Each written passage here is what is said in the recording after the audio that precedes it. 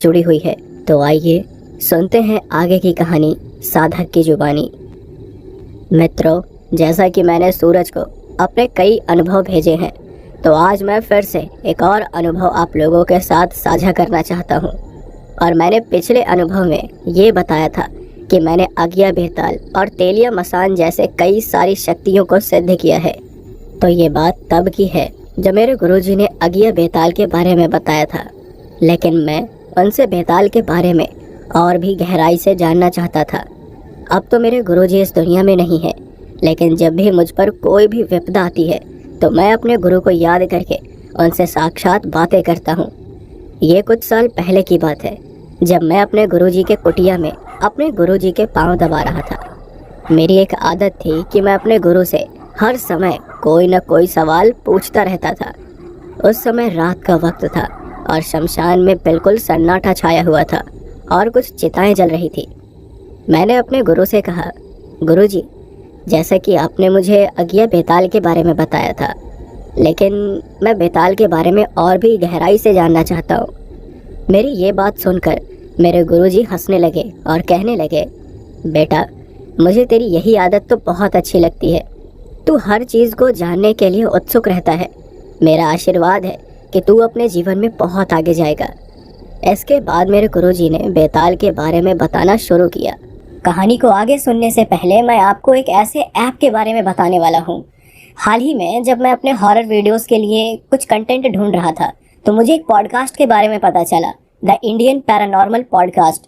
और ये IMDb पर 8.6 की रेटिंग के साथ 5 मिलियन से भी ज़्यादा बार सुना जा चुका है और इसमें 100 से भी ज़्यादा एपिसोड्स हैं। और दोस्तों, इस पॉडकास्ट में ऐसी ऐसी डरावनी कहानियाँ सुनने को मिली हैं यार, कि मैंने वो पहले कभी नहीं सुना है। और ये पॉडकास्ट सिर्फ और सिर्फ आपको 8 एप्लीकेशन पर सुनने को मिलेगा। एंड गेस करो यार, ये ऐप बिल्कुल फ्री है।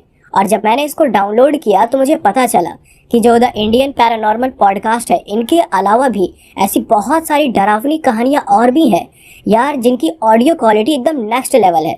मतलब सच में जब मैं इनकी कहानियाँ सुन रहा था तो ऐसा लगा कि यार वो मेरी आंखों के सामने हो रहा है, मैं उसे इमेजिन कर पा रहा था।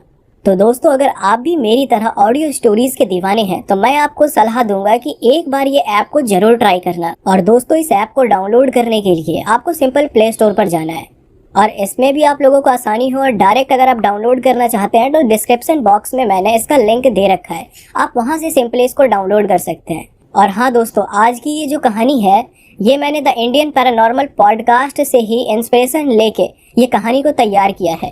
तो एक बार आप इस कहानी को पूरा सुनने के बाद इस ऐप को एक बार जरूर चेकआउट करिएगा। तो आइए सुनते हैं आगे की कहानी। बेताल शिव जी का एक भैरव रूप है और ये बहुत ही ज़्यादा शक्तिशाली होता है। गुण, धर्म, स्वभाव एवं शक्ति के कारण बेताल को भूत, प्रेतों तथा पिशाचों से उच्च माना गया है। ये सब भी रुद्र गण कहे गए हैं, किंतु इनकी शक्ति और स्थिति बेताल से नीचे होती है। बेताल के भी कई रूप होते हैं और इनकी सिद्धि की विधियां और मंत्र भी अलग अलग होते हैं। एक ही प्रकार के बेताल के भी अनेक विधियां और मंत्र होते हैं। बेताल की शक्ति कर्ण पिशाचिनी से अधिक होती है, किंतु सिद्धि के पश्चात साधक को संयमी और दृढ़ चरित्र बना रहना पड़ता है। साथ ही बेताल साधना के सिद्धि की कोई समय सीमा निश्चित नहीं है। मात्र कुछ हजार या लाख, 1.25 लाख मंत्र जपने में बेताल सिद्ध हो जाए जरूरी नहीं। वहीं केवल कुछ हजार मंत्र पर भी सिद्ध हो सकता है और कई लाख जपने पर भी हो सकता है। और यही कुछ दिनों में सिद्धि मिल सकती है और कई साल भी लग सकते हैं। ये सिद्धि व्यक्ति की शक्ति, आत्मबल, भावना आदि पर निर्भर करती है। एक बार साधना शुरू होने पर लगातार तब तक जारी रखनी होती है जब तक कि सिद्धि मिल न जाए। और आज तक इस दुनिया में ऐसा कोई भी साधक नहीं है जिसने बेताल को पूर्ण रूप से सिद्ध किया हो। ये सुनकर मैंने अपने गुरुजी से कहा, गुरुजी, इसका मतलब मैं समझा नहीं। तो मेरे गुरु ने कहा, बेटा, इसका मतलब है कि बेताल इतना शक्तिशाली होता है कि कोई भी साधक पूर्ण रूप से उसे सिद्ध कर ही नहीं सकता। वो साधक उसका कुछ अंश ही सिद्ध कर सकता है और उसको केवल कुछ ही समय तक अपने पास रख सकता है। इसके बाद उसे आज़ाद करना होता है। नहीं तो जैसे जैसे वक्त गुजरता जाएगा, बेताल उल्टा ही साधक को परेशान करना आरंभ कर देगा। तभी मेरे मन में एक सवाल आया। मैंने बोला, गुरुजी, क्या बेताल भूत और भविष्य दोनों देख सकते हैं? तो मेरे गुरुजी ने कहा, अवश्य देख सकते हैं, क्योंकि ये एक ऐसे गण है कि ना तो ये स्वर्ग में होते हैं और ना ही नरक में। ये बीच के आयाम में अनंत काल तक फंसे रहते हैं, जिसके कारण ये भूत और भविष्य काल दोनों में जा सकते हैं। इसके बाद मैंने अपने गुरु से दूसरा सवाल पूछा, गुरुजी, क्या आपने कभी किसी बेताल को सिद्ध किया है? मेरे गुरुजी कुछ देर शांत रहे, फिर उन्होंने बताना शुरू किया कि उन्होंने वीर बेताल को सिद्ध किया था। तो मैंने कहा, अच्छा गुरुजी, ये वीर बेताल किस तरह कार्य करता है? तो उन्होंने कहा, ये वीर बेताल बहुत ही ज़्यादा शक्तिशाली होता है और अगर साधक वीर बेताल को सिद्ध कर लेता है तो किसी भी तरह के अस्त्र शस्त्र या अकाल मृत्यु से साधक को कोई भय नहीं रहता है, क्योंकि पल पल एक परछाई की तरह वीर बेताल आपके साथ रहता है और आपकी रक्षा करता है। तो ये बात तब की है जब मैं 30 या 35 साल का था।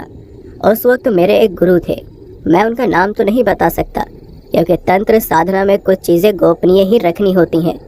जब मेरे गुरु को भी उनके गुरु के द्वारा बेताल साधना के बारे में पता चला था तो उन्होंने बताया कि ये साधना मेरे गुरु ने बहुत ही अलग तरीके से बताया था और बेताल की साधना हर कोई नहीं कर सकता। इसके लिए गुरु बेताल दीक्षा देता है, तभी जाकर हम साधना को कर सकते हैं। हर गुरु अलग अलग दीक्षा देता है, तो मेरे गुरु ने भी मुझे जो दीक्षा दी थी अब मैं उसके अनुसार तुम्हें बताता हूँ। मेरे गुरु ने जब ये सारी विधि बता दी तो उन्होंने मुझे ये कहा कि कभी भी दो साधक एक स्थान पर एक साथ नहीं रह सकते, तो अगर तुमने वीर बेताल को सिद्ध किया तो तुम्हें कहीं और जाकर रहना होगा। तो मैंने अपने गुरु से आज्ञा लेकर वो साधना करना आरंभ कर दिया। सबसे पहले मैं एक ऐसे शमशान में गया जो बिल्कुल सुनसान था। इसके बाद मैंने एक जलती हुई चिता से एक मोटी लकड़ी निकाली और उसे थोड़ा बहुत बुझाकर मैंने उस पर पेशाब किया। फिर इसके बाद अपने झोले से एक मुट्ठी भभूत निकालकर उस लकड़ी पर डाल दिया और उसके राख को मिलाकर मैंने अपने चारों तरफ एक बड़ा सा गोल घेरा बनाया। ये भी साधना का एक हिस्सा था। गोल घेरे में बैठकर मुझे गुरु के द्वारा दिए गए बेताल साधना मंत्र का जाप रात्रि के 12 बजे से आरंभ करना था और हर रोज 11 दिनों तक 31,000 जप करना था और इस साधना में तिकोना हवन कुंड बनाना था। मैंने अपनी साधना आरंभ की। फिर करीब आधे घंटे के बाद मुझे ऐसा लगा जैसे मेरा शरीर धीरे धीरे धरती के नीचे धंस रहा हो, और जब मुझे ऐसा आभास हुआ तो मेरे शरीर के रोंगटे खड़े होने लगे। लेकिन फिर भी मैंने अपनी आंखें नहीं खोली और अपने गुरुजी को याद करने लगा, क्योंकि मेरे गुरुजी ने बताया था कि बेताल साधना में ऐसी बहुत सारी चीज़ें तुम्हें आभास होंगी जो तुम्हारे रीढ़ की हड्डी तक को कपा कर रख देगा। मैं लगातार बस मंत्र का जाप करता रहा और कुछ देर के बाद फिर से मैं अपनी सामान्य स्थिति में आ गया। ऐसे ही करते करते कुछ दिन गुजर गए और जब 10वीं रात आई तो मुझे ऐसा लगा जैसे मैं आंखें खोलकर सपना देख रहा हूँ। मुझे ये समझ ही नहीं आ रहा था कि वो मेरा भ्रम है या फिर वो हकीकत में है। जब मैं अपने घेरे पर साधना करने बैठा ही था तभी मुझे ऐसा लगा जैसे मेरा ही रूप मुझे भागता हुआ दिख रहा है। ये देखकर मैं हैरान हो गया। तभी मैंने दूसरी ओर देखा कि मेरा ही वो रूप, लेकिन दूसरे कपड़ों में, वो आग में जल रहा है और इधर से उधर दर्द के मारे भाग रहा है। मुझे अपनी आंखों पर यकीन ही नहीं हो रहा था। फिर मैंने अपने मन को शांत किया और अपनी आंखें बंद करके साधना फिर से आरंभ कर दिया। साधना करते वक्त मुझे ऐसा लग रहा था जैसे वही सारे लोग मेरे चारों तरफ इधर से उधर भाग रहे हैं। मेरा मन अब बहुत बेचैन होने लगा था, लेकिन फिर भी मैंने मंत्र जाप करना बंद नहीं किया। किसी तरह ये रात भी निकल गई। अब मुझे 11वीं यानी कि आखिरी रात का इंतज़ार था, लेकिन 11वीं रात मुझे दूसरी तरह साधना करना था। तो मैंने अपने गुरु से कहा, गुरुजी, मैं समझा नहीं, दूसरी तरह साधना कैसे? तो उन्होंने कहा कि 11वीं रात मुझे एक जलती हुई चिता के पास बैठकर उसके चारों तरफ एक गोल घेरा बनाना था, यानी कि उस गोल घेरे में वो चिता और मैं, हम दोनों ही थे। ठीक वैसा ही मैंने किया और इसके बाद मैं साधना करने लगा। साधना पूर्ण होने में बस कुछ ही समय शेष था कि तभी मुझे ऐसा आभास हुआ कि उस चिता में कुछ हलचल होने लगी और देखते ही देखते उस चिता से वो जलती हुई कपाल ऊपर हवा में उड़ने लगी और उसने बस इतना कहा, अपनी आंखें खोलो, आंखें खोलो। जब मैंने अपनी आंखें खोली तो मुझे यकीन ही नहीं हो रहा था कि एक कपाल मुझसे बात कर रहा है। वो कोई और नहीं बल्कि वीर बेताल था। इसके बाद मुझे बेताल को शरीर में स्थान देना था, जिसमें ये 3 स्थान को विकल्प के तौर पर चुनना पड़ता है। साधक का दाहिने हाथ का अंगूठा, आंखें और जीभ। अगर बेताल साधक के जीभ पर स्थान ग्रहण करता है तो इसकी पूर्ण शक्ति साधक को मिलती है। साधक जो भी सोचता है बेताल उसे पूरा कर देता है। मैंने उस बेताल को अपनी जीभ पर स्थान दिया। इसके बाद तब से ही मैं शमशान में रह रहा हूँ। तो मैंने अपने गुरु से पूछा, अच्छा गुरुजी, बेताल को सिद्ध करने के बाद आपके साथ क्या क्या अनुभव हुआ? तो मेरे गुरु ने कहा, मैं तुम्हें कुछ ऐसे अनुभव बताता हूँ जो मैंने बेताल की मदद से 2 लोगों को बचाया। एक तो जो बेताल से पीड़ित थे और दूसरी एक डायन से एक गांव वालों को बचाया। मेरे गुरु ने बताया कि एक शाम जब मैं अपनी साधना में लीन शमशान में बैठा हुआ था, तभी एक परिवार मेरे पास आया और रोते हुए मुझसे बोले, बाबा हम बहुत बड़ी मुसीबत में हैं, कृपया हमारी मदद करिए। मैंने तुरंत अपनी आंखें खोली और पूछा, बताओ क्या समस्या है? तो उस परिवार में एक आदमी था। उसने मुझसे बोला, बाबा जी मेरी माँ को गुजरे हुए 1 साल हो गए हैं और मैंने अपनी माँ का अच्छे से अंतिम संस्कार भी किया था, लेकिन पता नहीं क्यों अब वो हमारे पूरे परिवार को परेशान कर रही हैं और इसी चक्कर में मेरी एक बच्ची वो इतना डर चुकी है कि वो 1 महीने से बिस्तर पर है और उसकी हालत में कोई भी सुधार नहीं आ रहा है। कहीं से हमें आपके बारे में पता चला तो बस हम आपके पास मदद के लिए आ गए। बाबा जी कृपया आप हमारी मदद करिए। मैंने उनकी सारी समस्याएं सुनी। इसके बाद मैंने आंख बंद करके वीर बेताल से जानने की कोशिश की। तो वीर बेताल ने मुझे जो बताया उसे सुनकर मुझे हैरानी तो नहीं हुई, लेकिन मेरे जीवन में ऐसा अनुभव पहली बार हुआ था। उनकी समस्याएं सुनने के बाद मैंने फैसला कर लिया था कि मैं सीधा उनके घर पर जाकर ही इस समस्या का समाधान कर सकता हूँ। और थोड़ी देर के बाद मैं उनके साथ उनके घर चला गया। घर के अंदर कदम रखते ही मुझे नकारात्मक शक्तियों का आभास हो गया था। मैं उनके घर के बीचों बीच एक गोल घेरा बनाकर बैठ गया और थोड़ी देर के बाद ही मैंने उस बूढ़ी औरत की आत्मा से बात की। उस औरत की आत्मा पहले से ही बहुत ही ज़्यादा दुखी लग रही थी। मैंने उस आत्मा से जब बात की तो मुझे पता चला कि वो ये सब जानबूझकर नहीं कर रही है, बल्कि उसे प्रताड़ित किया जा रहा है। तो मैंने अपने गुरु से तुरंत सवाल पूछा, मैं कुछ समझा नहीं गुरुजी, वो तो एक आत्मा है और उसे कौन प्रताड़ित कर सकता है? तो मेरे गुरु ने जो मुझे बताया वो सुनकर मुझे अपनी कानों पर यकीन ही नहीं हुआ। मेरे गुरु ने बताया कि बेताल इतना शक्तिशाली होता है कि जिस आत्मा की अगर मोक्ष प्राप्ति नहीं होती है और अगर वो बेताल के चंगुल में फंस जाए तो बेताल उसे बहुत प्रताड़ित करता है, क्योंकि बेताल के पास इतनी शक्ति होती है कि वो एक आत्मा को अपना गुलाम बना सकता है और वो आत्मा को इस तरह प्रताड़ित करता है कि वही आत्मा अपने परिवार वालों को प्रताड़ित करने लगती है, क्योंकि बेताल उस आत्मा को ये लालच देता है कि अगर तुम अपने परिवार को प्रताड़ित करोगे तो मैं तुम्हें मोक्ष की प्राप्ति करा सकता हूँ। और इनके झांसे में आकर वो आत्मा भी अपने परिवार को प्रताड़ित करने लगती है, क्योंकि उनके पास कोई और दूसरा विकल्प ही नहीं होता, क्योंकि वो जानते हैं कि हम दोबारा से जिंदा नहीं हो सकते, इसलिए हमें मोक्ष प्राप्ति के लिए ये कार्य करना ही होगा।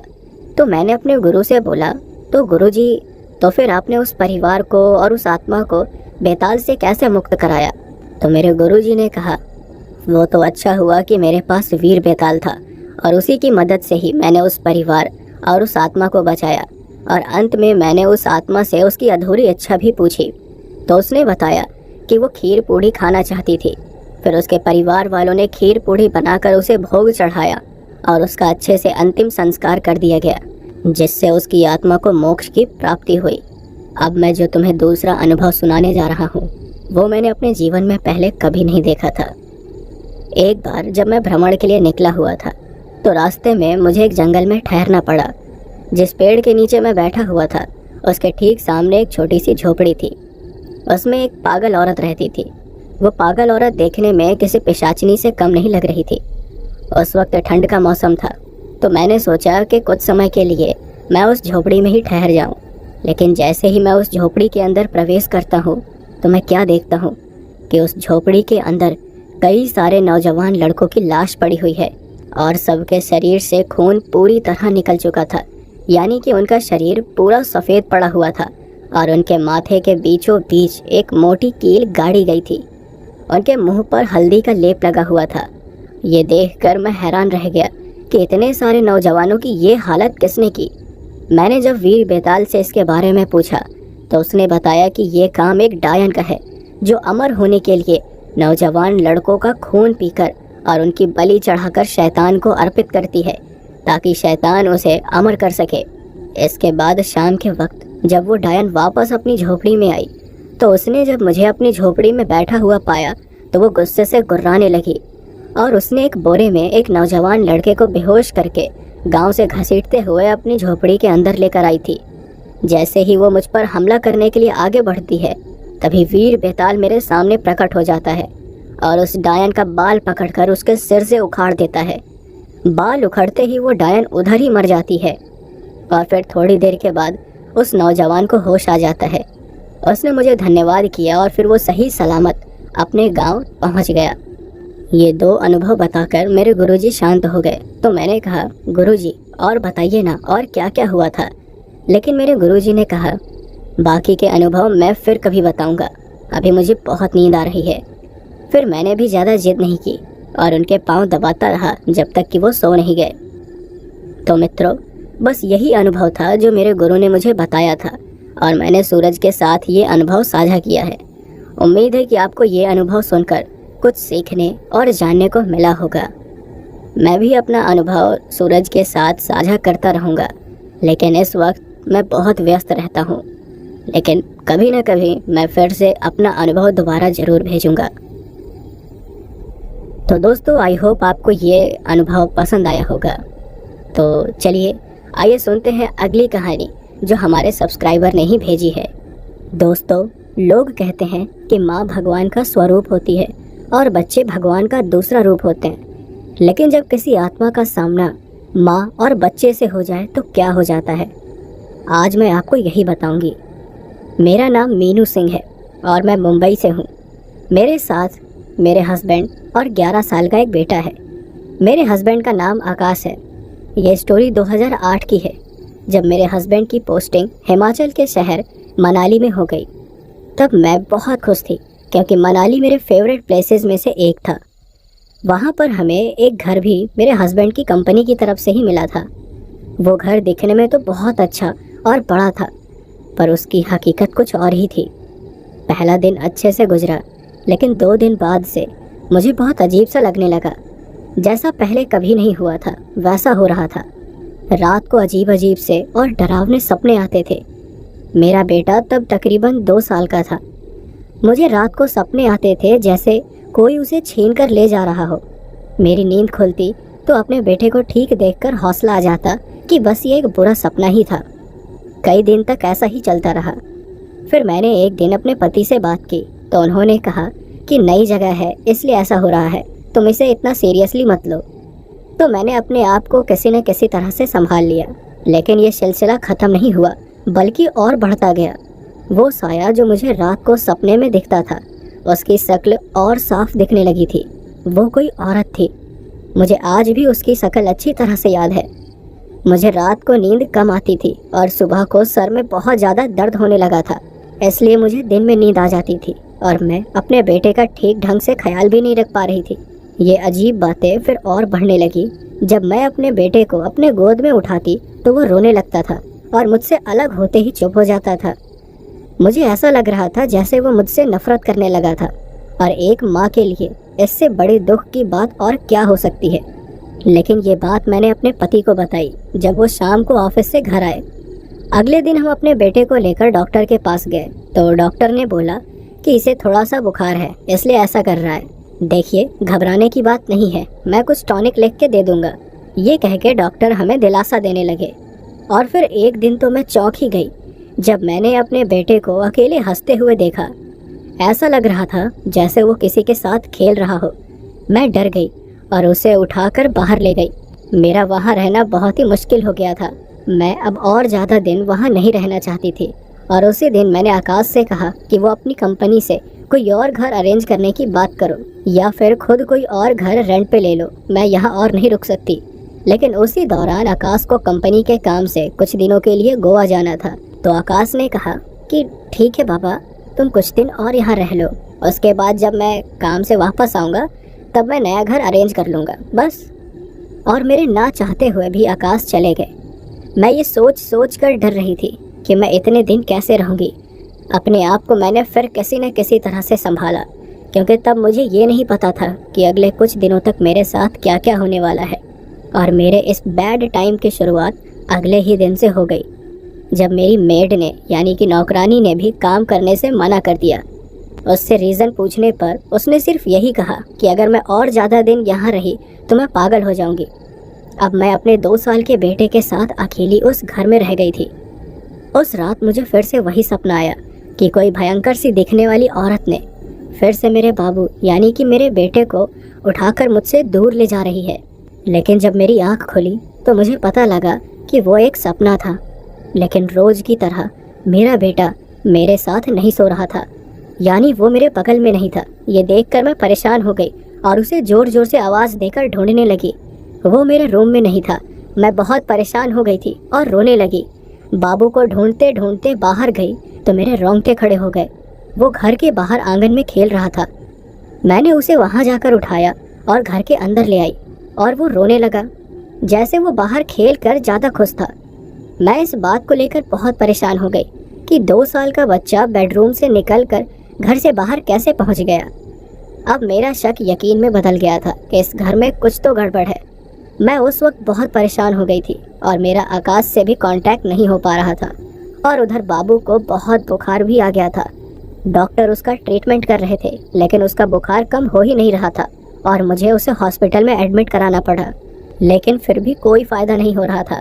डॉक्टर्स का कहना था कि उनकी भी समझ में नहीं आ रहा है। आकाश भी अब आ चुके थे, तो मैंने उन्हें सारी सच्चाई बताई और फिर हम दोनों उस घर की सच्चाई जानने के लिए आस पड़ोस के लोगों के पास गए। लोगों ने बताया कि उस घर में 2 से 3 सुसाइड हो चुकी है और वो घर अशुभ है। लेकिन उस घर की पूरी सच्चाई हमें पड़ोस की बूढ़ी औरत से पता चली। उस औरत ने बताया कि उस घर में एक परिवार रहता था।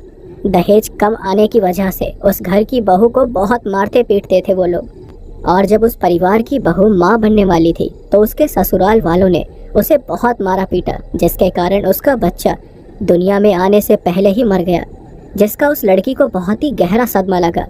लड़की के ससुराल वालों को इस वजह से कुछ दिन जेल में भी रहना पड़ा, लेकिन फिर भी वो लड़की ये सदमा बर्दाश्त नहीं कर सकी और उसने उस घर की छत पर से कूदकर सुसाइड कर लिया। लेकिन ये कहानी यहाँ ख़त्म नहीं हुई, बल्कि शुरू हुई। उस लड़की ने अपने ससुराल वालों से बदला लिया और उन्हें भी मजबूर कर दिया मरने के लिए, और वो सब भी उसी जगह से कूदकर मर गए।